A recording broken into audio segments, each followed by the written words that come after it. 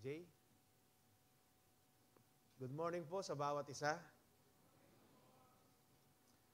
Alam ko po na masaya kayo dahil nandito po kayo sa ating bahay-sambahan. Amen po ba? At sa buong month po ng December, ang pinakatema po natin is to celebrate Jesus, celebrate Christmas. Celebrate Jesus, celebrate Christmas. At alam ko po na ang bawat isa't isa po sa atin, damang-dama na natin ang Christmas. Now, we can feel yung spirit of Christmas dahil 15 days na lang po yan. 15 araw na lang, Christmas na. At ang bawat isa't isa sa atin ay nananabik na po dyan. Pero, may pero po yan. Ang sabi po dyan sa tema natin, celebrate Jesus, celebrate Christmas. At ang unang naging topic po natin, yung first topic po natin, nung nakaraang linggo, ay napakaganda. Okay, bago ko po sasabihin yan, may tanong ako sa inyo. Sino po ang naka-experience o ginawa niya ito noong kanyang marinig ang mensaheng ito?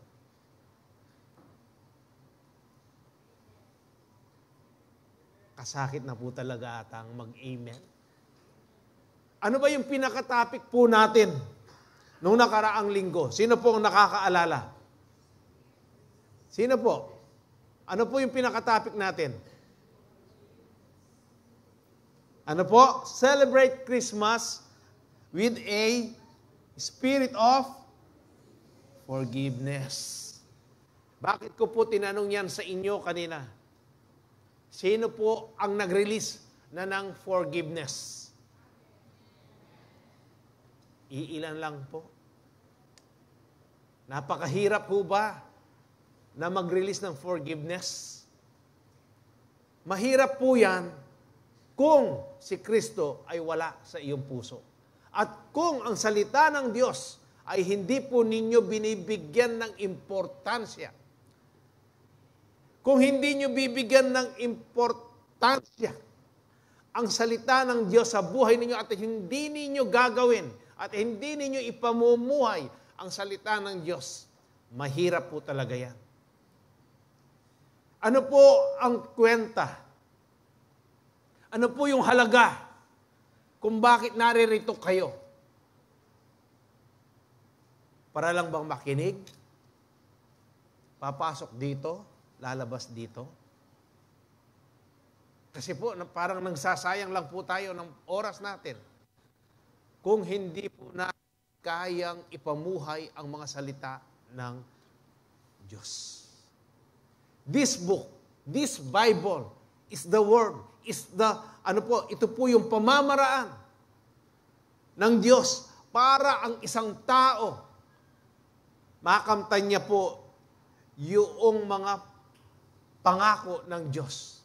Yung buhay na walang hanggan, yung kapatawaran, yung buhay na marangya. Kung hindi po natin gagawin at nakikinig lang po tayo, wala pong kwenta. Sayang lang po yung panahon po natin.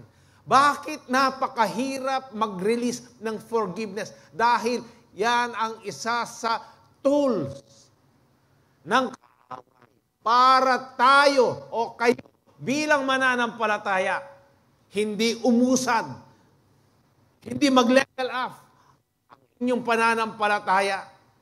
Yan yung isang pamamaraan po, weapon ng kaaway. Scheme po ng kaaway yan. Pagmasdan po ninyo, i-analyze ninyo yung sarili ninyo. Sino ngayon ang nahihirapan? Yung bang hindi mo pinatawad o ikaw na hindi nagpapatawad? Sino po ang nahihirapan? Ikaw rin. Wala kang kapayapaan. Tuwing nakikita mo yung taong yan, galit ka. Tumataas yung iyong blood pressure. Tama po ba? Kaya sa inyo pa po, nahirap na magpatawad. Kapatid, sasabihin ko diretsahan sa iyo, hindi ka pupunta ng langit kung meron ka pang unforgiveness o hindi ka marunong magpatawad. Kahit na alam mo pa ang salita ng Diyos. Kung meron kang unforgiveness, hindi ka marunong magpatawad, hindi ka makakarating sa langit. Ano ba ang tinuro doon sa the Lord's Prayer? Forgive us. Patawarin mo kami, Panginoon. Para ano? Para hindi namin patawarin yung mga nagkasalang tao sa amin. Ano ang sabi doon? Patawarin mo kami gayon para patawarin din namin yung mga nagkasala sa amin. Thy will be done on earth as it is in heaven. Mangyari nawa yung nasa langit. Ano ba yung nasa langit? Sa langit po, lahat ng mga nandoon, nagpatawad. Kaya nga, dito pa lang ang gusto ng Diyos. Maranasan na natin yun. Pero nasa po ang desisyon. Uulitin ko po yung lagi kong nababanggit. Life is not a series of chances. It is a series of choices. Choice po ninyo. Gusto ninyo ng langit? You want heaven? You want hell? It's up to you. It's your decision. It's your choice. Amen. Hindi kami po dito, hindi kami magiging yung amin pong anong tawag dito? I-compromise ang salita ng Diyos. Kung nasasaktan man po kayo sa mga mensahe ng Diyos, sa mga verses na binabasa namin, hindi po kami ang nagko-condemn. Sinasabi lang po ng salita ng Diyos kung ano ang totoo. Amen po ba? At kung nasasaktan kayo, ang ibig sabihin niyan, tumatalab sa inyo ang salita ng Diyos. At may gustong palitan, may gustong alisin, may gustong linisin ang Diyos sa inyong mga puso. Kapatid, kaya nga sabi ko nga po, nung kami ay nagsisiyo, tinatanong po ni Pastor Manny sa amin, kumusta ang response ng mga siyo ninyo about forgiveness? Hanggang sa siyo, napakahirap. Talagang sabihin yung nag-release ka ng forgiveness. Sabi ko, Pastor, hindi ba pwedeng ulitin natin yung mensahe? Bigyan natin ng diin yung forgiveness. Dahil napakarami sa atin na ayaw mag-release ng forgiveness. Kapatid, uulitin ko sa umagang ito, mag-release po kayo ng forgiveness. Unang-una, ang Diyos, matutuwa siya. Pangalawa kayo. Kung naaalala niyo yung last two verses po, sa message po natin last Sunday, yung 1 John chapter 4 verse 20, ang sabi po doon, if someone says, I love God but hates a fellow believer, is a liar. For if we don't love people we can see, how can we love God whom we cannot see? Paano mo masasabi na mahal mo ang iyong kapatid kung yung nakikita mo na nga siya dito, kasama mo na siya, hindi mo kayang patawarin? Paano mo masasabing mahal mo ang Diyos na hindi mo nakikita? A liar. Sinungaling ka. Malaram ka. Ano pa po yung isang verse? 1 John chapter 3 verse 15. Ang sabi po, anyone who hates another brother or sisters is really a murderer at heart. And you know that murderers don't have eternal life within them. Malinaw po ba? Is it clear? Malinaw na malinaw ho ba? Kaya mag-release na kayo ng forgiveness. Amen. Talagang masakit pa mo rin mag-amen. Lord, increase our faith.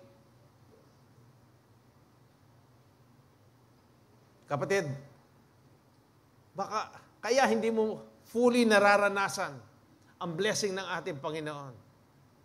Meron pang unforgiveness sa iyo. Sa umagang ito, ang banal na Espiritu nagsasalita po sa inyo. magpapasko. Pagkatapos, ang topic po natin ngayon, ano ang topic? Napakaganda po ng topic po natin ngayon. Celebrate Christmas with a spirit of joy. How can you celebrate Christmas? With a real joy. Alam po ninyo, merong joy. Fake na joy. Imitation na joy. Pero yung merong real joy, yung true, yung totoong joy, sino nang gagaling yan? Walang iba kung hindi sa ating Panginoong Yesus. Gusto niyo maranasan ngayong Paskong ito? Joy na yan? Release forgiveness, kapatid. Release. Mag-forgive ka na, kapatid. Kaburi mo naman magkasakit.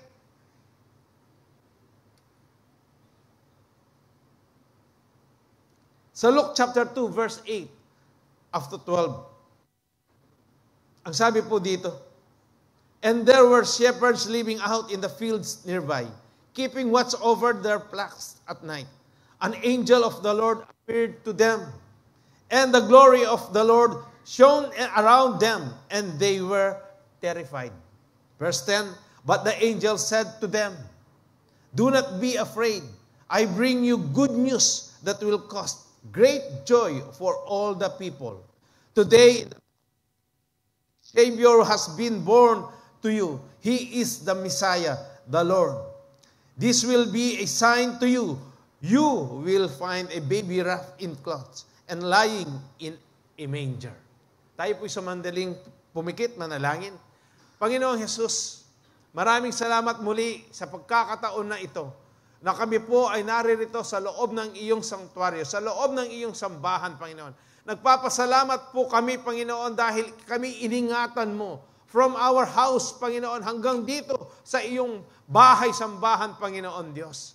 Panginoon, muli, Panginoon, ang dalangin ko po na buksan mo yung eye of understanding, eye of our hearts, Panginoon Diyos, sa iyong mensahe sa umagang ito. Even yung nakaraan na mensahe, Panginoon Diyos, yung pagre-release po ng forgiveness, Panginoon.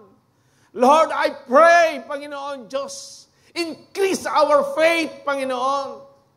Lord, kung meron man pong nahihirapan pang mag-release ng forgiveness sa aking mga kapatid sa loob ng iyong tahanang ito, in the mighty name of Jesus, Panginoon, winawasak ko po ito, Panginoon Diyos, ang espiritu ng unforgiveness na ito, Panginoon. Hayaan mo po, Panginoon, yung salita mo, yung pagmamahal mo, yung forgiveness mo ay maranasan ng taong ito, Panginoon Diyos. Panginoon, sa umagang ito, pangunahan mo po kami. Hayaan mo po na ang iyong mensahe, Panginoon, ay tunay, Panginoon, na maiukit at maipamuhay ng bawat isa't isa sa amin. At sa umagang ito, Panginoon, lahat ng maririnig po namin na iyong mga salita, Panginoon, ay maging pakinabang sa bawat isa't isa sa amin, Panginoon. Tunay na maranasan po ng bawat isa't isa sa amin, Panginoon. Lord, salamat po sa iyong pagmamahal. In spite, Panginoon, ng katigasan ng aming mga puso, Panginoon, mahal mo pa kami. Tapat ka pa rin sa amin. Mabuti ka pa rin sa amin, Panginoon. Hindi na babawasan, Panginoon Diyos. Salamat po sa iyong biyaya, Panginoon. Lord, salamat po sa iyong mga salita na aking Panginoong sasabihin, Panginoon Diyos. At nawa, ang lahat ng nakakarinig ng mensaheng ito, tumimo ito sa kanilang mga puso, Panginoong Jesus. Salamat po, Panginoon. Ang salita mo, ang siya magiging salita ko po, Panginoong Yesus. Salamat po. Salamat. Lahat ay magsabi ng Amen. Amen. Ang sabi po dito, sa binasa natin, dahil ito po ay nangyari sa isang malawak na field, kung saan yung mga pastol, mga shepherds, pinapastulan nila yung mga alaga nilang mga tupa. At ito po, isang anghel ang bumaba. Bakit dito sa mga shepherd na ito, nagpakita ang anghel na to at sabihin yung mabuting balita sa kanila. Tandaan po ninyo, kapanahunan po nila ang mga shepherd, yung mga pastol, yan po yung pinakamababang uri ng tao. Ang tingin po sa kanila mababa. Pero bakit? Bakit sa kanila? Yung favor ng Diyos, mababa ang loob ng mga to. Kaya nung sabihin sa kanila, nung magpakita yung anghel sa kanila, natakot sila. Pero ano po ang sabi ng anghel sa kanila? Do not be afraid. I bring you good news. Sino yung good news na ito? Walang iba kung hindi ang ating Panginoong Jesus. Kaya nga po sabi niya, that will cause great joy for all the people. Ito yung magbibigay ng napakalaking kagalakan sa lahat ng mga tao. Pag sinabi pong sa lahat ng mga tao, yung tatanggap lang, yung kikilala lang sa ating Panginoong Jesus na siya, Isaya, anak ng Diyos. Diyos siya. Sila lang. Kayo, tayo po na naririto, na kumikilala, na sa good news na yan. Hindi ba kayo masaya? Parang hindi kayo masaya eh. Hindi convincing yung inyong amen eh. Ang convincing na amen, yung meron pong intensity. Amen! That is yung dapat ninyong sagot. Alam po ninyo kapag tayo ay sumasagot, ito po, diretsahan. Bakit hindi natin masabi yung amen? Bakit? Dahil hindi ka pa fully convinced. Dahil yung faith mo hindi pa ganyang katatag. Gusto mong maranasan yan? Sundin ang salita ng Diyos. Ipamuhay mo, kapatid. Ako po ganito. Bakit ko nasasabi na hindi convincing yung mga amen natin? Noon ako nakaupo dyan, kapag sinabi ng nagsasalita dito, amen! Amen. Bakit? Kasi hindi ka pa fully convinced. Kaya ganun yung sagot mo. Naunawaan po ba ninyo? Nararanasan po ba ninyo itong mensahe ng Diyos? Kasi po magiging hipokrito lang tayo dito. Kung hindi natin aaminin yan sa sarili natin, hindi mawawala yan. Lagi na lang isisiksik ng kaaway yan. Nakaman talaga tutong magsisi. Nakaman tutong ligtas. Paniwalang salita na ng Diyos. Pero tandaan ninyo sa Romans chapter 8 verse 1, therefore there is now no condemnation to those who are in Christ Jesus. Kahit na i-condemn na kayo ng i-condemn ng kaaway, sabihin ninyo sa Kanya, anak ka na ng Diyos. Pinalaya ka na niya sa lahat ng iyong mga kasalanan. You have the authority, Luke 10:19. Rebuke him. Amen. Pag sumasagot kayo na may convincing na merong intensity ang mga amen. Hallelujah ninyo. Ang unang dyan ang Diyos. Pangalawa, ang kaaway. Nabibingi sila. Alam nila kasi totoo yung amen ninyo. Kaya nga, do not be afraid. Sabi niya, I bring good news. Sabi po ng anghel, that will cause great joy for all the people. You want joy sa Christmas? The joy of Christmas comes from Christ, who is the good news of Christmas. Amen? Kaya yung forgiveness na yan, hindi talaga natin magagawa yan. Hanggang si Kristo ay wala sa puso natin. Hanggang ang Holy Spirit is not residing within or in us.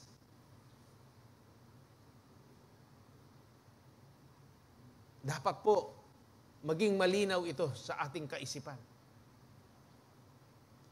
We can always have the spirit of joy, especially this Christmas, if we keep an attitude of gratitude. Pag sinabi pong attitude of gratitude, yung bang pusong laging mapagpasalamat. Amen? Yung maging mapagpasalamat ka, na-appreciate mo ang lahat. Even yung mga pangit, worse, na nangyayari sa iyong buhay. You can appreciate, you can give thanks, o maging grateful ka sa ating Panginoon, na kahit na ganyan yung nangyayari sa iyo, still, you are alive. Malakas ka pa rin, nadadamo mo pa rin, nararanasan mo pa rin ang pagmamahal ng Diyos sa iyo. Basahin po natin ang 1 Thessalonians chapter 5 verse 18. Ang sabi po, be thankful in all circumstances, for this is God's will for you who belong to Christ Jesus. Be thankful in all circumstances, sabi po dyan. Dahil ito yung will, yung kagustuhan, yung gustong makita ng Diyos sa atin. Tayong mga, belong to Christ Jesus. Kayo pa, belong kayo kay Christ, kay Jesus? Kaya nga po, nagiging grateful po kayo, nagiging mapagpasalamat kayo, na kahit itong darating na Paskong ito, alam ninyo na hindi ganoon kabongga ang Christmas ninyo, hindi katulad nung nakaraan. Grateful ba kayo? Masaya pa rin ba kayo? Content pa rin ba kayo? Yan po yung merong ugaling mapagpasalamat. Kahit na anong meron, anong nangyayari sa kapaligiran mo, Lord, salamat po. Maski makanini pa yung nangyayari, kahit na ganito yung nangyayari sa aking buhay, may problema, may pagsubok. Alam ko, Lord, kasama pa rin kita. Salamat po, Lord. Salamat. Salamat. Dapat lang po natin laging pasalamatan ang Diyos dahil pinagkaloob niya si Jesus sa atin. Sa John chapter 3 verse 16, TP translation, ang sabi po dito, for this is how much God loved the world.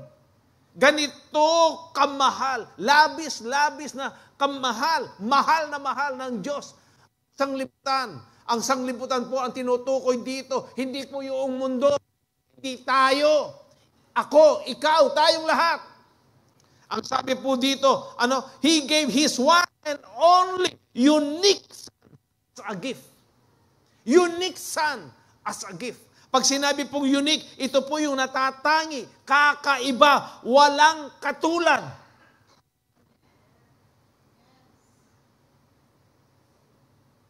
So now, everyone who believes in Him will never perish, but experience everlasting life. Sino itong unique Son na ipinagkaloob ng Diyos Ama? Walang iba kung hindi si Jesus. Paano niya ipinakita yung kanyang pagmamahal sa atin? Yan po, yung cross. Ang cross, hindi po display. Yan po yung simbolo ng pag-ibig ng Diyos sa atin.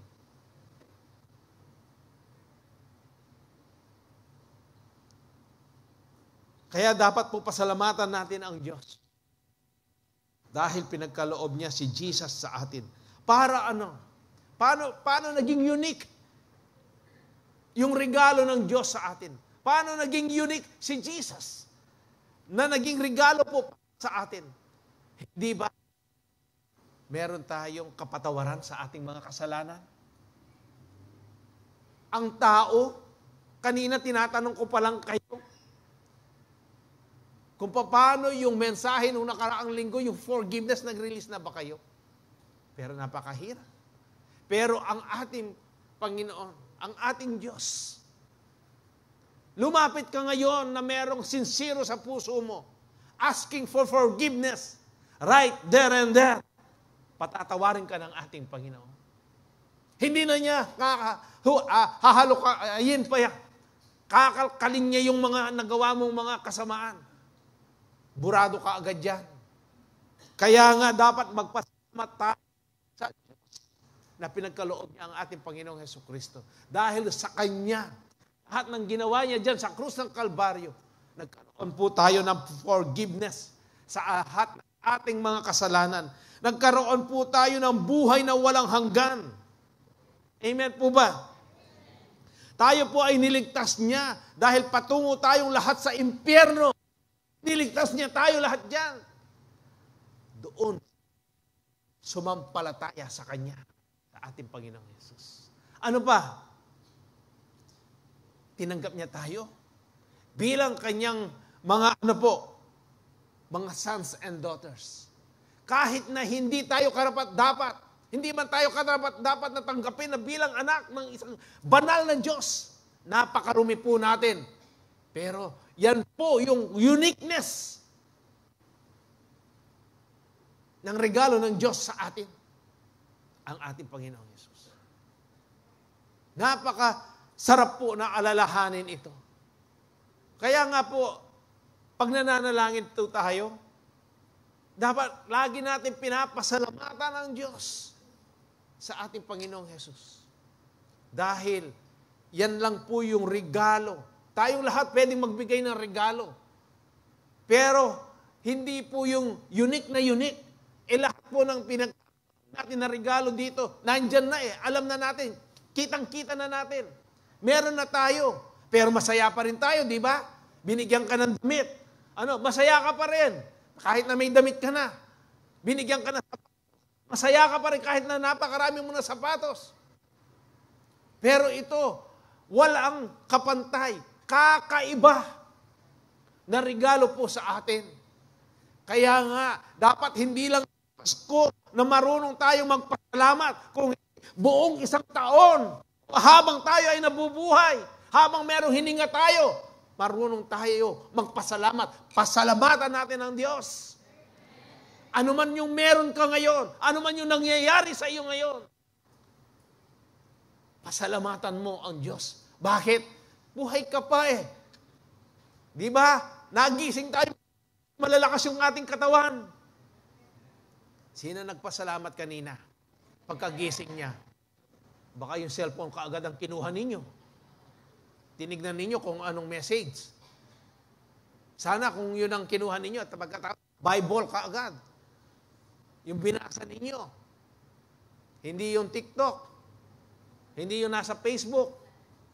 Hindi yung mga idol ninyong mga Koreano. Dapat po maging grateful tayo. Kaya nga po, sabi ng 2 Corinthians chapter 9, verse 14 up to 15, and when they pray, they will wish they could be with you. They will feel this way because of the great grace that God gave you. Yung labis na biyaya na ipinagkaloob ng Diyos sa atin. Dapat ba biyasa tamang magpasalamat? Maski ala na kang pera. Sabi nga po ni Pastor Man, yung sasabihan. O kami rin po mga pastor. Yung sasabihin na wala kayong pera. Atin. Kasi, ang alam po natin na meron tayong pera, yung laman ng wallet natin, 1,000, 500. Yan yung mindset natin, di ba? Kung 10 piso, 20 pesos, hindi pera sa atin yon. Di ba pera yon? Hindi pasalamatan mo ang Diyos. Kaya hindi madami yan, hindi ka marunong magpasalamat Magpasalamat ka. Amen. Verse 15, thanks be to God for His gift that is too wonderful. Hallelujah. Too wonderful to describe. Walang words na pwede nating describe kung gaano katindi, kung gaano kaganda yung ipinagkaloob na regalo ng Diyos sa atin, hindi ang ating Panginoong Hesukristo. Bakit naririto tayong lahat? Dahil sa pag-ibig ng Diyos. Naniwala kayo? Sumampalataya kayo sa ating Panginoong Hesus? Gusto pa ninyong maranasan? Gusto pa ba nating maranasan yung blessing, yung mga promises ng ating Panginoon? Na-imagine na ho ba ninyo kung sasabihin sa atin, wala mo ng Pasko ngayon? Hindi ba noong lockdown po tayo? Pwede na, nakapag-celebrate naman po tayo ng Christmas. Pero hindi 100% na ganun yung ating kagalakan, yung kasiyahan natin. Dahil nasa loob lang tayo ng bahay. Ano po? Iba yung malaya. Kung sasabihin, wala mo ng Christmas. Malungkot tamo, sigurado. Ano? Malungkot tayo. Na ano, kahit na nasa loob ka ng bahay, nagluluto ka, hindi pa rin ganun sapat. Hindi ganun 100% yung kagalakan mo. Na walang Christmas. Ang Christmas po dito sa Pilipinas, pagpasok pa lang ng BER, ng September, o wala pa naman yung BER, nakikita na po natin sa mga department store, nandyan na po yung mga dekorasyon, ano po, na pang Christmas. Yan na, naglalabasan na yung sale, ano po, yung mga itinago ng mga damit.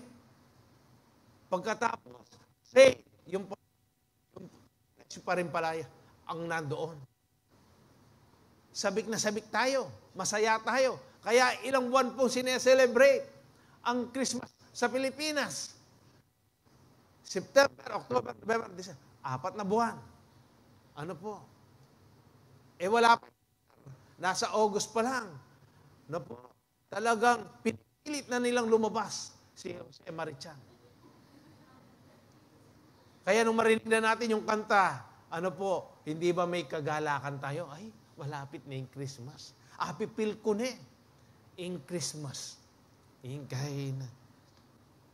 Pero ano po, ang nakasulat sa Romans chapter 8, verse 32, na dapat magpasalamat tayo. Ang sabi po dyan, for God has proved His love by giving us His greatest treasure. Pinrove na po ng Diyos.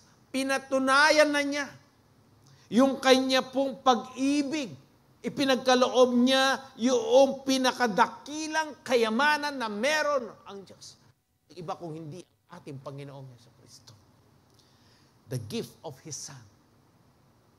And since God freely offered Him up as the sacrifice for us all, He certainly won't withhold from us anything else He has to give. Kung pinatunayan na po ng Diyos yung kanyang pag-ibig sa atin sa pamamagitan ng ating Panginoong Hesukristo, yung bang inyong mga hinihiling sa Kanya, hindi niya ba pwedeng ipagkaloob? Ang sabi po dito, He certainly won't withhold from us anything else He has to give.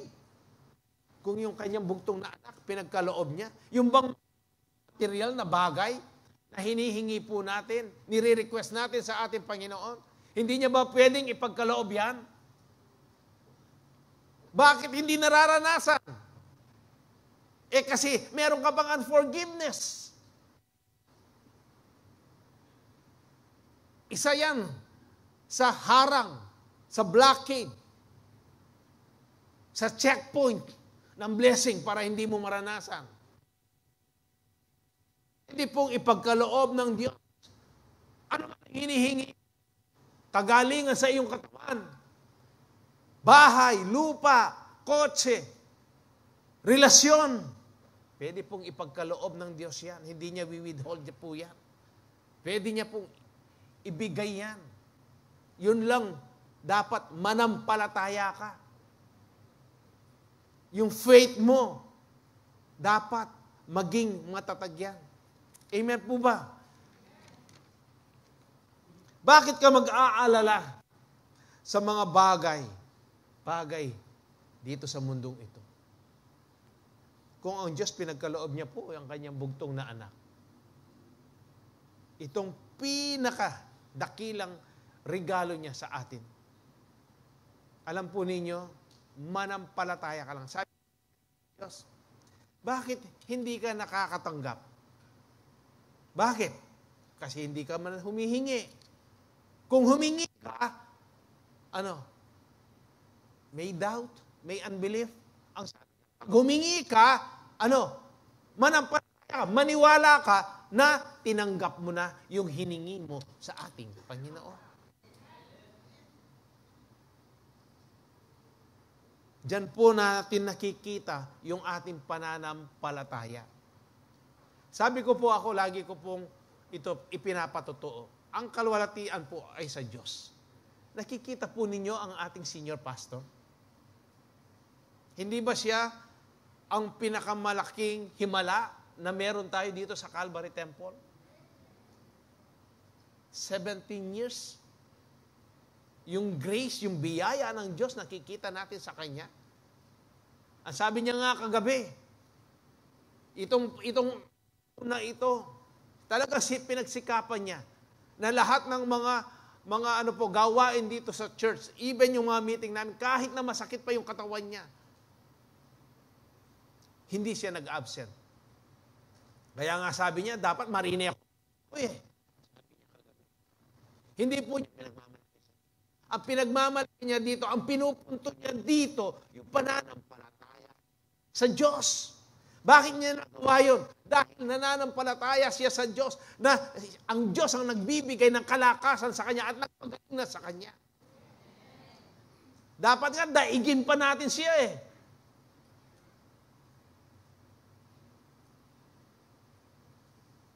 Sabi ko nga po dun sa ating isang kapatid kanina, antayo kasi. Ay tayo, brother, yung makamaluto. May stroke na po yan. Kain na. Pero akit me. Inglugod na kayang gino, tutok nang. Maski magbike kaya mo papunta kini. Ita mo, pangasikanta mo katawan. May pagal ka mo na bengi, nakabisa mag-set. Painawa ko pa na gino. May pagal ko po kasi eh.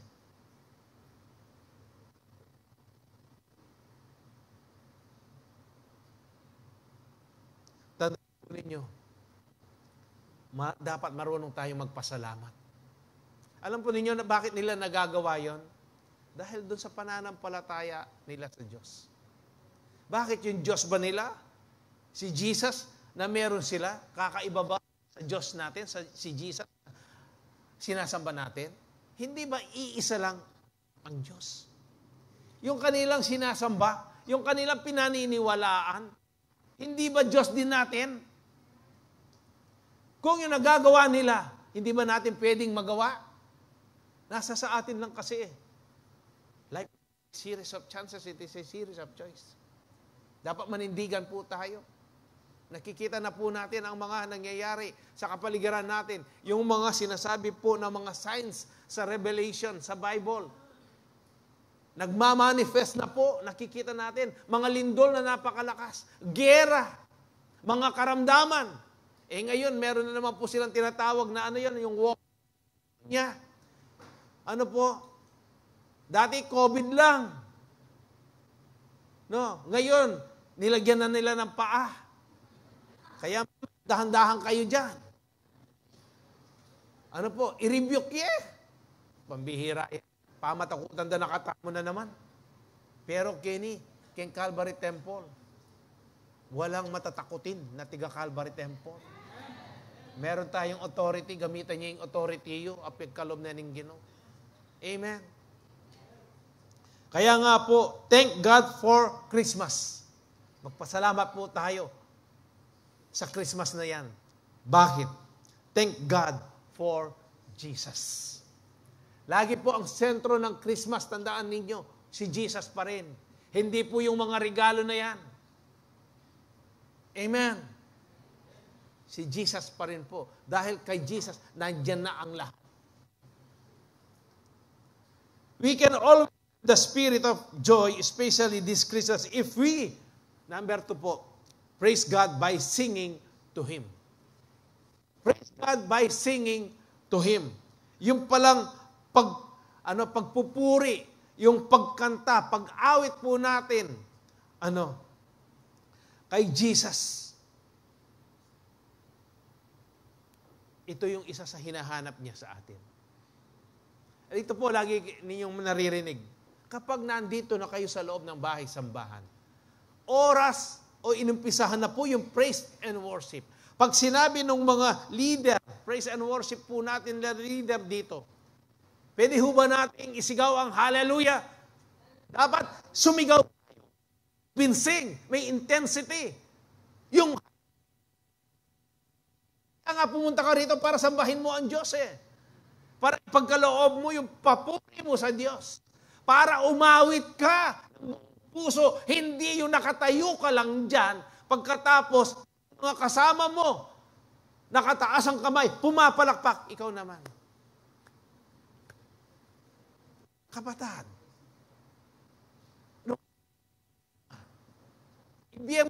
yan. Hindi dapat yan maging hadlang.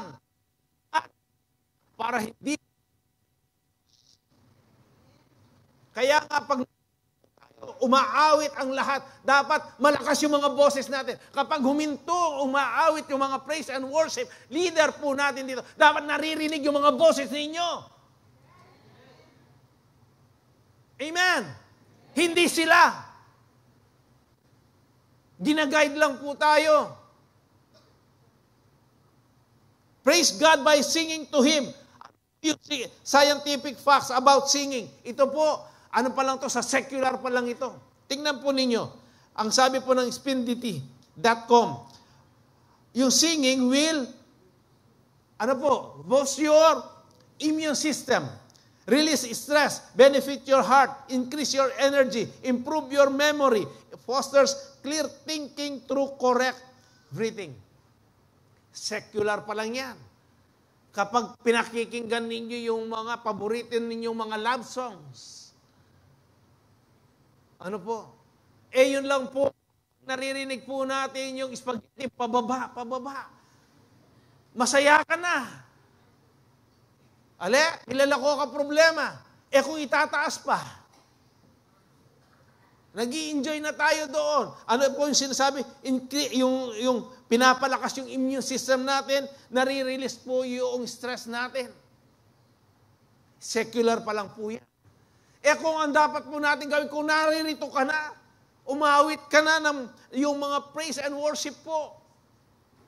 Malakas yung boses mo. Kahit na, Pastor, sintonado ko, maski sintonado ka. Balo na ng alam ng Diyos yung nasa puso mo. Ang puso ang tinitingnan ng Diyos. Yung boses mo na yan, may pag-asa pang gumanda. Gamitin mo yan sa pag-awit, pagbigay ng papuri sa ating Panginoon. Amen. Ako po marine po, tanga tsuno ko, Kenny, maski nasa bahay. Ako po naranasan ko ito. Nung nasa Australia po ako. Kapag OFW ka, lahat ng mga gawain, ikaw ang gagawa. Pagluluto mo yung sarili mo, paglalaba mo yung sarili mo, pakakainin mo yung sarili mo, gigisingin mo yung sarili mo. Lahat. Pag napapagod ka, di aliwin mo yung sarili mo. Anong ginagawa ko? Kanta po ako. Totoo po. Yung ibinubus yung immune system, pagkatapos natatanggal yung stress mo, lumalakas ka. Pagkatapos, meron kang kapayapaan. Habang nakikinig ka, umaawit ka ng mga praise and worship sa ating Panginoon. Kung ito po ay nagbe-benefit, binibigyan, nagkakaroon po tayo ng dito, nagbe-benefit po tayo dito. Napakasarap pa siguro. Hindi lang siguro, napakasarap. Lalo na, yung magbigay ka ng papuri sa ating Panginoon. Sino ho ba yung nakaranas kanina? Na habang inaawit po natin, yung bawat lyrics nung kinakanta natin kanina, siya yung shield natin, siya yung fortress natin, siya yung kalakasan natin sa panahon ng pangangailangan natin. Sino po yung nakakadama nun? Hindi ba nabuboost yung immune system niyo? Hindi ba nagkakaroon ka ng encouragement? Lumalakas yung iyong pananampalataya? Sumasaya ka?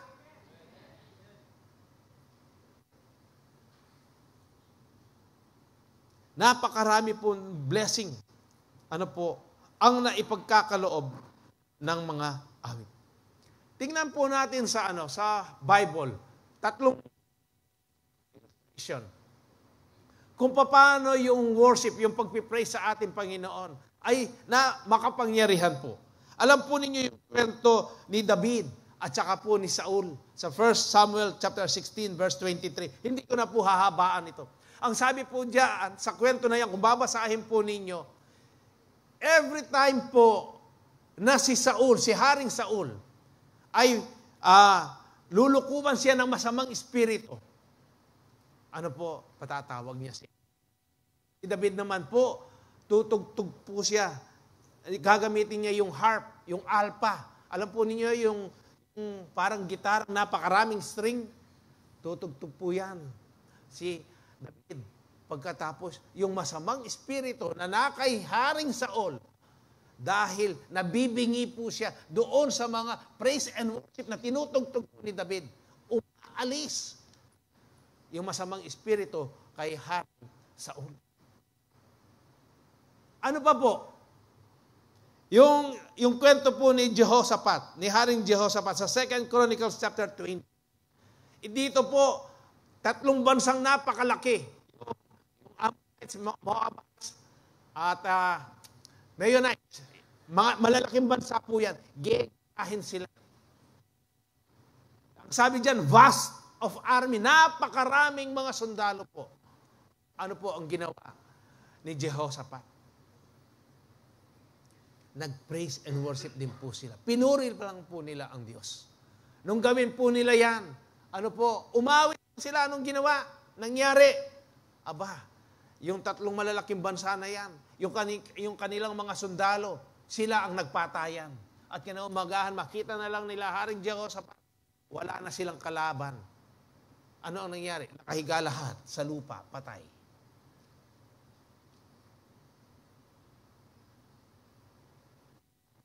Yan ho ba ay mangyayari, pwede mangyayari sa panahon natin? Pwede ho ba? Pwede, di ba? Dahil yung Diyos na sinasamba nila, yung pinagkalooban nila ng papuri, ay Diyos pa rin natin na pinagkakalooban natin ng papuri. Alam mo yan. Yung isa po na halimbawa, si Paul at saka si Silas sa Acts chapter 16 verse 25-26. Ikinulong po itong 2 servant ng Diyos na ito, lingkod ng Diyos na ito, dahil ipinapangaral nila si Kristo. At nasundoon po sila sa loob ng kulungan, nakakadena pa sila, makaposas na po. Imposas kanita, mga bayat, kadena. Ano po? Kamay at saka paa, makakulong lang pa, nakapadlak pa yung kulungan. Natural, kulungan yun, nakapadlak. Ating gabi po, ano ang ginawa niya? Nagpuri sila sa Diyos. Ano ang sabi sa kwento? Nayanig ang pundasyon ng kulungan. Tapos natanggal yung mga kadena, yung mga posas nila. Nabuksan ang pinto ng mga kulungan. Meron bang tumulong sa kanila? Hindi, dahil nagpuri lang sila sa ating Panginoon. Pangkaraniwang mga tao po yan. Meron silang pananampalataya. Kilala nila ang Diyos nila. Kaya naitanong ko, posible ba na mangyari pa rin yan sa panahon natin? Posible po. Pananampalataya po yan natin. Kaya nga po, ano ang sabi ng Psalms 105 verse 2 hanggang 3? Sing to Him, sing praise to Him. Tell of all His wonderful acts. Glorify in His holy name. Let the hearts of those who seek the Lord rejoice. Sing to Him. It is a command. Utos po ito sa atin. Sing to Him. Sing praises to Him. Ano pa po ang sabi ng Psalms chapter 30 verse 4? Sing the praises of the Lord, you His faithful people. Praise His holy name. Sino po yung mga faithful people dito? Tayo. And then naman convincing yung amen nyo.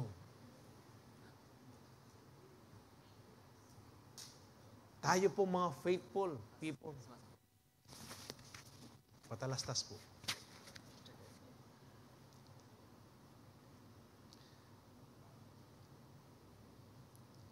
Sa Psalms 96 verse 1 up to 2, sing to the Lord a new song. Sing to the Lord all the earth. Sing to the Lord, praise His name, proclaim His salvation day after day. Sing to the Lord a new song. Ano ang ibig sabihin nitong new song na ito? Maghahanap ka ba? Ano kaya yung bago sa mga worship song? Alam po ninyo, yung tinutukoy po dito na new song, ano yung nangyayari sa iyo? Ano ba yung dapat ikanta mo o pasalamatan mo sa Diyos? Pwede ninyong gawing kantayan. Awitin ninyo. Ano po? Kaya nga, sing to the Lord a new song. Sing to the Lord all the earth. Sing to the Lord, praise His name, proclaim His salvation day after day. Sabi po dyan. Sa Psalms chapter 113 verse 3, from the rising of the sun to the place where it sets. Sabi po, the name of the Lord is to be praised. Pagsikat pa lang ng araw hanggang lumubog ito, dapat tayo ay nagpupuri sa Diyos, nagpapasalamat sa Diyos. Amen. From the rising of the sun, hanggang ito ay lumubog. Katulad kanina, ngayong araw na ito, pagkagising pa lang natin, pinasalamatan na ho ba ninyo ang Diyos? Nagpuri na ho ba kayo sa Diyos? Ako po habang naliligo ako, umaawit po ako sa Diyos. Anak kanya mantang mandido ka, magpuri ka kayong Ginoo. Kabang manguskus ka, nagpapatuyo ka, umaawit ka pa rin sa Diyos. Nagbibihis ka, umaawit ka pa rin sa Diyos. Hindi po makakabutas ang kaaway. Yung maka-score. Yung kalaban. Ano po? Baka ngayon lang ninyo narinig. Gawin po ninyo. Patutunayan ng salita ng Diyos na totoo lahat ang narinig ninyo ngayong umagang ito. From the rising of the sun to the place where it sets. Kahit na po nagmamaneho ka pa. Dahil yung mga nagmamaneho po, ang kaaway po, maikling pasensya natin. Pero, maawit, pinupuri mo ang Diyos. Yung pasensya mo, humahaba. Kahit na i-overtake na ka rin, na pag in-overtake ka pa naman ngayon, sana kung bibigyan ka pa ng ng distansya, pero hindi. Pagka-overtake, dito na kaagad sa harapan mo Mabibigla ka na lang. Kaya yung pasensya mo, paikli ng paikli. Imbis na magsalita ka ng hindi maganda, di purihin mo na lang ang Diyos habang nagmamaneho ka. Naiiwasan mo pang magkasala. Praise God by singing to Him. Hallelujah. Ito po yung kulang natin. Kapag may problema ka, ala kang pamayad, matrikula, karenganak mo, ala kang pamayad, pang-renta, nimbale mo nung magrenta ka, o kaya wala kang panghulog doon sa hinuhulugan mong bahay. Ano po? Di praise. Sing, sabi po dyan. Praise God by singing to Him. Bakit hindi ka kumanta? Ba't hindi ka umawit? Ng papuri para sa ating Panginoon. Di mo ng kanta, Lord, alam ko po, kayo po yung great provider ko. Di gawan mo yung kanta ita. Lord, alam ko po na hindi mo ako iiwan. Sinabi mo ng salita mo yan. Di pa babayaan. Di gawan mo yung kanta. Amen po ba? Deta salita na ng Ginoo. Yan po yung magbibigay po sa atin ng victory. Ano po? Kung meron kang karamdaman, yan po yung magbibigay sa iyo ng kagalingan. Ano po? Kung meron pong bondage ang kaaway, yan po yung magpapalaya sa iyo. Yung pag-awit ng mga papuri para sa ating Panginoon. Psalms 33 verse 3, ano po ang sabi? Sing to Him a new song, play skillfully and shout for joy. Sing to Him a new song. Pastor, tunado ko. Meron po nabanggit na pangalan ang ating senior pastor kagabi na sintonado. Pero international kaya po ngayon ni singer yan. Bakit? Ano po ang ginawa niya? Kasi sinunod niya to yung play skillfully. Talagang pinractice niya. Umawit na po siya ng umawit hanggang gumanda yung kanyang boses. Tayo po, hindi natin hinahangad yung tayo ay maging international singer. Dito pa lang, i-desire po natin yon. Yung bang pag umawit tayo, Lord, sintonado ko po, pero aawit po ako sa inyo, para sa inyo, Lord. At alam ko gaganda yung boses ko. Para pag kumanta pa po ako sa inyo, yung nakakarinig ng boses ko, mabless la. Lalo ka pang mabless. Bless mo ko po. Napakasimpleng mga kahilingan. Pero ginagawa natin kasi, sabi natin, basic eh. Basic. Yung basic, yung lagi natin kinakalimutan. Yan yung hindi nangyayari sa atin. Ang gusto natin kaagad, nakando tayo sa number 10, kaagad. Saan ba nag-uumpisa? Marami, hindi ba sa konti? Sa ilalim. Sabi ko nga doon sa ating kapatid, nanumburi mo, mag-umpisa ka kayong mata sa sweldo, pababa. O mababang sweldo, patas. Lahat po tayo. Tayo po ay gustong gamitin ng ating Panginoon. Kaya dito pa lang po, paano mo ginagamit yung boses mong yan? Sing to Him a new song. Play skillfully. Sabi nga po ni Pastor Manny, siya, noong binigyan siya ng gitara, binili siya ng gitara, literally po, pag matutulog siya, kasama niya yung gitara. Maghapon, nagigitara siya. Kaya nga po, ako, bilib ko kayo, makaluklok siya, pakiramdaman rin tutug. Balo na, nung ninuresintonado, ang alaking chords. Kami naman, mag-enjoy kami. Kami naman kasi balo. Pero yan, balo na lang. Kaya na. Bakit? Hinasa niya po. Talagang itong, play skillfully. Hinasa niya yung sarili niya. Tayo rin po pwede natin gawin yan. May kanya-kanya pong pinagkaloob ng talent ang Diyos sa atin. Amen. Sa Psalms chapter 41 verse 1, sabi po diyan, 47 verse 1, clap your hands, all people. Shout to God with loud songs of joy. Clap your hands. Ito, ako, pinagmamasdan ko rin po. Pwede po tayong, puriyan yung Ginoo, palakpakan tayo yung Ginoo. Papalakpak lang masikang dengan. Dengan, liwa naman. Ako makanyan. Sinabi na, palakpakan tayo, Ginoo. O bakit po itong manalbekang basketball? Nakamangkakilala nitong papalakpakan mo, gugulisak ka pa. Nakapangkasik ang palakpak, tatalakad ka pa. Pero in Diyos, kilala na ka. Kaluguran na ka. Di tayo na nakamang kaluguran.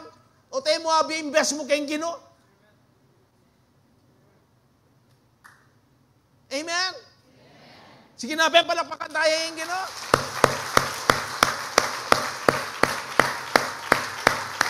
Hallelujah! Pwede tayo pong iguli sa King Hallelujah at the count of 3. Mamilang kung pa mo. Talagang ganado na kayo. Lord, thank you. O mamilang kung 1, 2, 3 na po. Iguli sa kayang pekasakan kemboses tamo ing Hallelujah. 1, 2, 3. Hallelujah!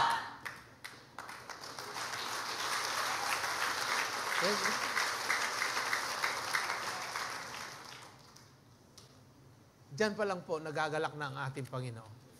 Huwag po ninyong sabihin, makanyan mo. Ang bawat ginagawa natin, pinagkakaloob natin sa ating Panginoon, kapag ito yung pinaka-best, ginagawa natin yung pinaka-best po natin, pinaka-mabuti po natin, tuwang-tuwa ang Diyos sa atin. Lalong magiging masaya yung Christmas natin. Yan pa lang yung tunay na joy. Amen. shout for joy. Sabi po. We can always have the spirit of joy, especially this Christmas, if we magnify Jesus every day. Pag sinabi pong magnify, ito po yung another word for magnify, yung extol, yung itanghal, yung pong siya yung nakikita na glorify. Ano po, sa ating buhay, sa bawat araw, sa bawat nga natin, ang Diyos po tatanyag na itatanghal. Kaya nga po itong season na ito, dapat po, si Jesus lang dapat ang maitanghal po sa buhay po natin. Amen po ba? Oo, nagse-celebrate tayo ng Christmas. Pero ang pinakasentro po niyan, dapat ang magnify na yan. Hindi po yung pagkain na garbo na masasarap. Hindi yung magagandang mga suot po natin sa Pasko. Hindi yung magandang bahay, hindi yung bagong sasakyan. Kung hindi ang dapat ma-magnify sa buhay po natin, iba kung hindi si Jesus this Christmas. Amen po ba? Matthew chapter 14 verse 25, 32. Tingnan po ninyo ito. Pagmasdan po ninyo. Unawain po ninyo. Ang sabi po dyan, kwento po ito ni Peter. About 3 o'clock in the morning, Jesus came toward them, walking on the water. When the disciples saw him walking on the water, they were terrified. In their fear, cried out, "It's a ghost." Mabuti, hindi nila nasabi, "It's Superman." Wala pa naman nun. "It's a ghost," sabi po. But Jesus spoke to them at once. "Don't be afraid," he said. "Take courage, I am here." Pagkatapos, itong si Peter, pumasok sa aksaya na sabi po niya. Then Peter called to him, "Lord, if it's really you," kung ikaw talaga yan, sabi niya, "tell me to come to you walking on the water." Ang sabi po ni Peter, "Lord," hindi niya sinabi, "Lord, kung ikaw talaga yan, pupuntahan kita." Pero ano po ang sabi ni Peter? Napakahalaga po kasi yung salita. Sabi po dyan, "Lord, if it's really you, tell me." Sabihin mo, "Lord, na ako ay pupunta sa iyo." At naglakad po si Peter. Ano ang sabi po ni Jesus? "Yes, come." Oo, alika, sabi niya po. Jesus said, so Peter went over the side of the boat and walked on the water toward Jesus. Natural, nasa bangka po siya. Bumaba siya. May kuyak yung bangka, tinukluyak yung danong kanyan. Katuklo na po yung danom. Ano po ang sabi? So Peter went over the side of the boat and walked on the water toward, kanina po? Kay Jesus. Natural po habang naglalakad siya, nakatingin siya kay Jesus. Tandaan po ninyo, dito sa senaryong ito, hindi po payapa ang tubig. Malalaki po yung alon dyan. Na kapag naglalakad po si Peter, sumusunod siya doon sa alon. Pero payapa pa, habang nakatingin po siya sa ating Panginoon. Kaya ano po ang nangyari dito? Ang sabi po dyan sa verse 30, "But when he saw the strong winds," naramdaman niya yung malakas na hangin. At ano po yan? "And the waves," mataas po yung mga waves diyan. Malakas pa yung hangin. Ano ang nangyari? He was terrified and began to sink. Bakit natakot po siya? Bakit unti-unti lumulubog siya?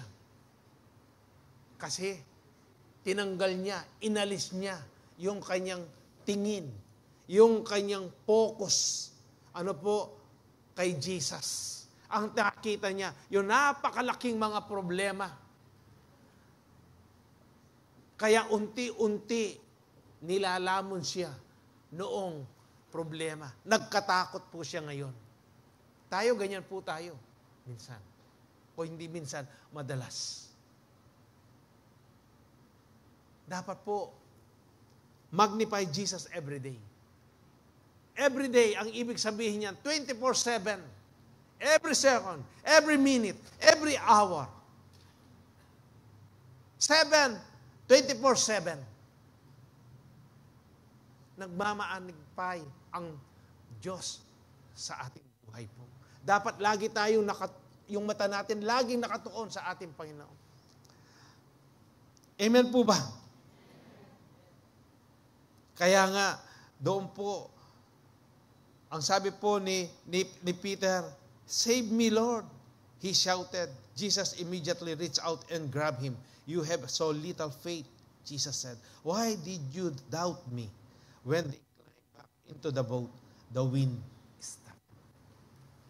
Natural po, kapag tinignan na po natin ang mga problema na yan, yung mga pagsubok na ating nararanasan, unti-unti nababawasan, natatanggal po yung faith po natin. Naranasan ho ba ninyo ito? Pagkatapos, ano ang sasabihin mo sa iyong sarili? Ako pa simba? Ako pa mag-attend CU? Pag kinumusta ka ng mga kapatid, "Bro, kumusta na ka? Amis na ka." Ken kahit tamo, ken CU tamo, ken church. Bota na mo. Datang mo naman yung panahon. Bakit? Kasi, bakit ganun yung iyong attitude? Bakit ganun yung pananalita? Kasi tinanggal mo yung focus mo. Hindi na si Jesus yung na ma-magnify sa iyong sarili. Hindi na napupurihan ang Diyos. Ang pinakinggan mo ang namamagnify ngayon kung ano yung sinasabi ni Satanas at ng kampanyang mga demonyo sa iyo. Siyang sinunod mo ngayon.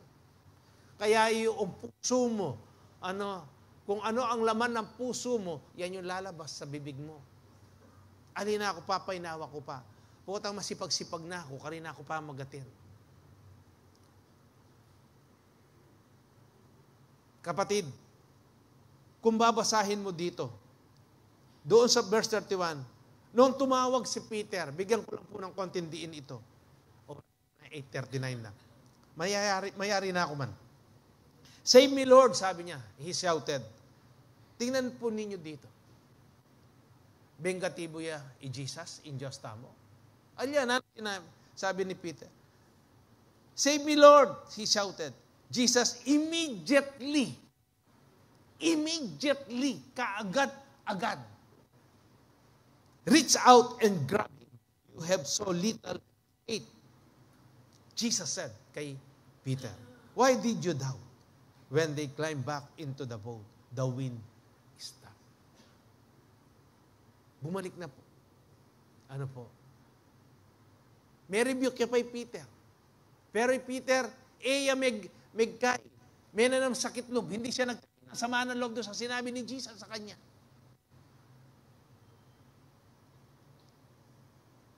Napakasarap po. Nakasama po natin, naglalakad si Jesus. Nakatuon yung paningin mo sa Kanya. Kahit ano po yung mga problema ninyo sa kasalukuyan. Manatili po kayong nakatutok, nakatuon. Ang mata po ninyo, ang faith ninyo sa ating Panginoong Yesus. At hindi po kayo mawawala. Hindi kayo mapapahamak. Hindi kayo mapapariwara. Ano po ang sabi ng Hebrews chapter 12 verse 2?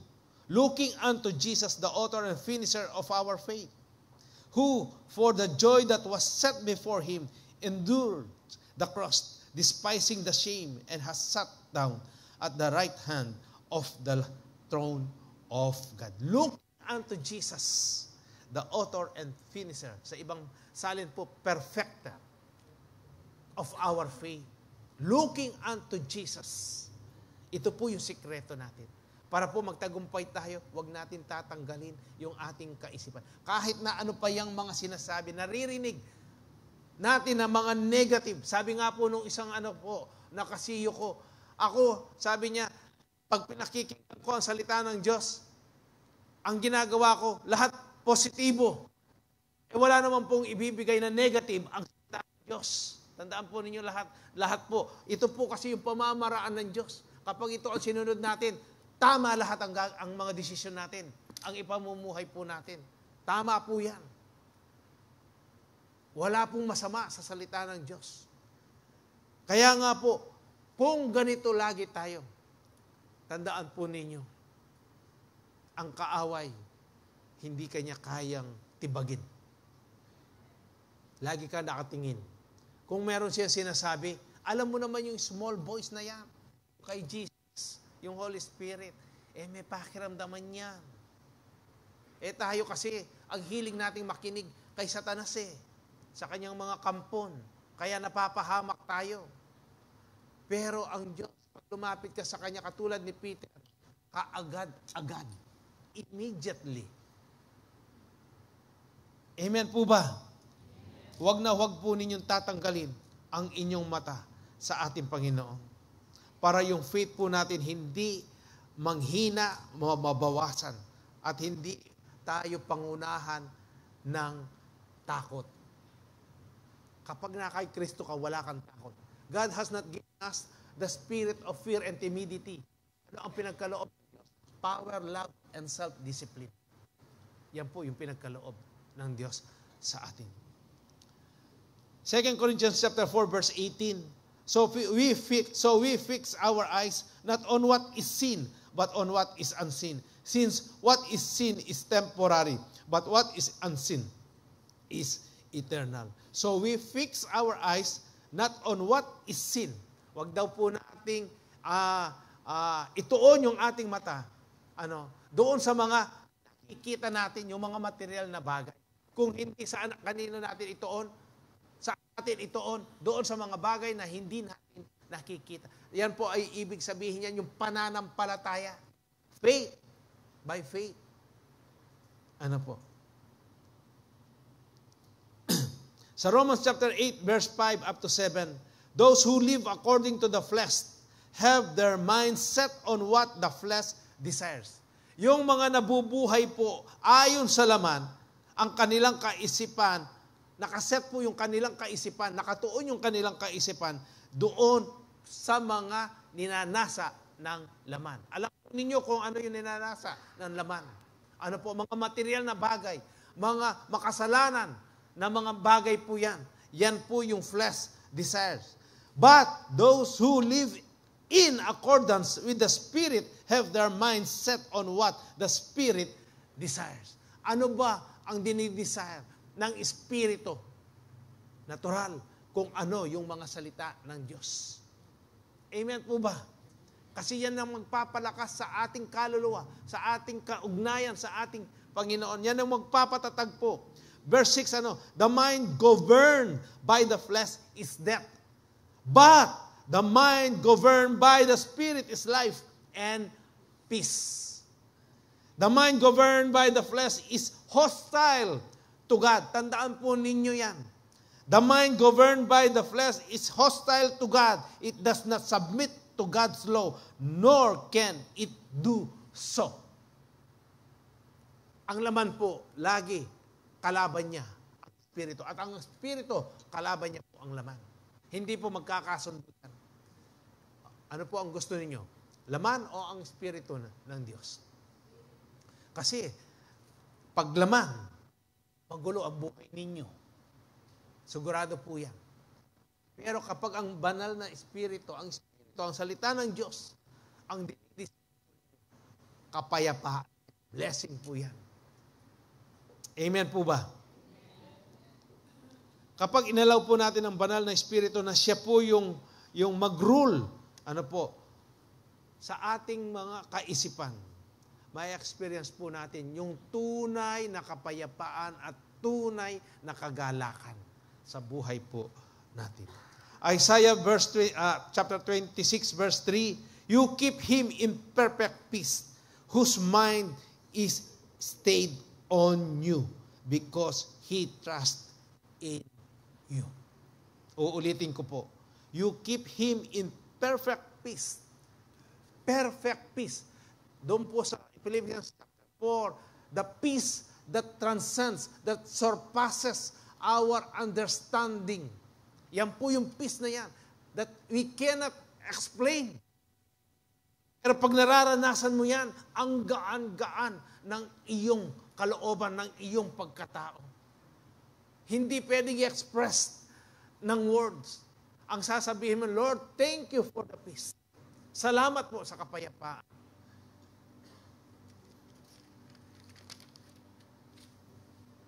Napakasarap po na yung mga bahay na ito, una, yung forgiveness, mangyari po sa buhay po natin. At tunay joy.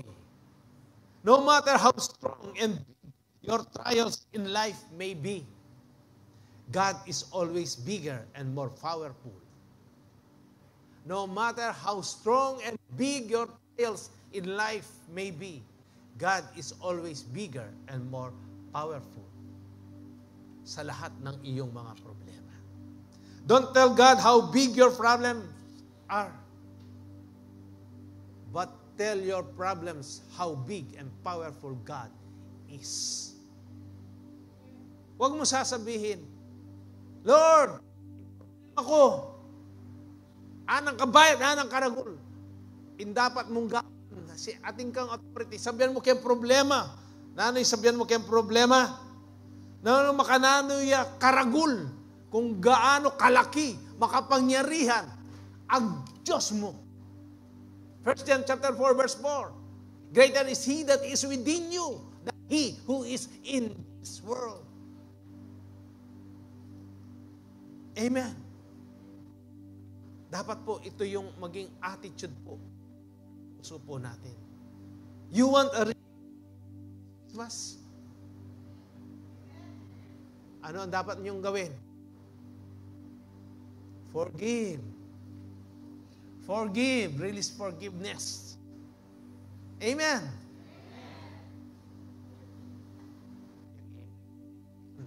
Narinig po ng Diyos na yan. You want a happy, a joyful Christmas? Secret is forgiveness. Forgive, kapatid. And then, you will experience real, true joy comes from our Lord Jesus Christ. Mag-review na po tayo. Celebrate Christmas with a spirit of joy. Keep an attitude of gratitude. Praise God by singing to Him. Magnify Jesus every day. Last verse, 1 Thessalonians 5:16 up to 18. Rejoice always. Pray without ceasing. In everything give thanks. For this is the will of God in Christ Jesus for you. Amen. Be thankful always. Praise Jesus and glorify Him every day to experience the blessing of joy. Amen. At nawa po sa umagang ito, sa mensahe na inyong narinig na galing sa ating Panginoong Jesus, ito po ay maiukit, tunay na maiukit at maipamuhay po natin, maisagawa po natin, maipamuhay po natin, makita natin mismo sa buhay po natin yung spirit of forgiveness para maranasan natin yung real joy na nagbubuhat po sa ating Panginoon Jesus. Amen. Tayo pong lahat ay tumayo. Tatanggap